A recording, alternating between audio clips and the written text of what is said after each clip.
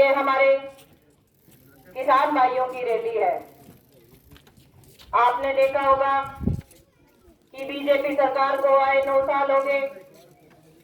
इस सरकार के अंदर कोई भी वर्ग ऐसा नहीं है जो इस सरकार के खिलाफ धरनों पे ना बैठना पड़ा हो, चाहे उसमें किसान हो, मजदूर हो, कर्मचारी हो, यहाँ तक कि हमारी आशा वर्कर बहनें और सरपंच तो आपके सामने है ही। सरपंचों पे जो अत्याचार किए आपके सामने सारी तस्वीर है।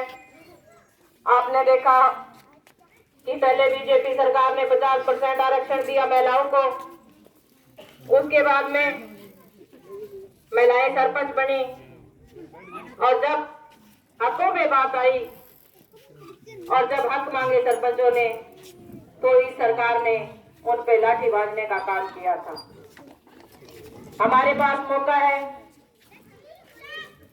टाइम आ चुका है, जो हमारे बहन बेटियों पे जो इस बीजेपी सरकार ने अत्याचार किए हैं उनका बदला लेने का। तो मेरी सभी यहाँ माता शक्ति काफी संख्या में है और मेरे पिता तुल्य बुजुर्ग भी हैं और आज के युवा नौजवान पीढ़ी भी यहाँ पे है। तो मेरी सभी से हाथ जोड़ के विनती है कि 24 तारीख को आप ज्यादा से ज्यादा संख्या में गांव दड़बाकला में पहुंचोगे और उसके बाद में हम जो सिरसा के अंदर किसान मजदूर की रैली है उसमें पहुंचने का काम करेंगे। और आपकी जो एकता है वो बीजेपी सरकार के ऊपर मुंह के ऊपर सबसे बड़ा तमाचा मारने वाली बात होगी। तो सभी जो यहाँ बैठे हैं वो ज्यादा से ज्यादा संख्या में गांव दड़बाकला में पहुंचे, उसके बाद में रैली में चलेंगे। आपने देखा होगा कि बीजेपी सरकार को 9 साल हो गया है। किसान को इस तरह इस सरकार ने इतना चूर चूर कर दिया है कि जो किसान को आज फसलों के रेट मिलने चाहिए थे वो नहीं मिल रहे। और एक तो एक चीज आपके सामने है कि जो सरकार हमें खाद बीज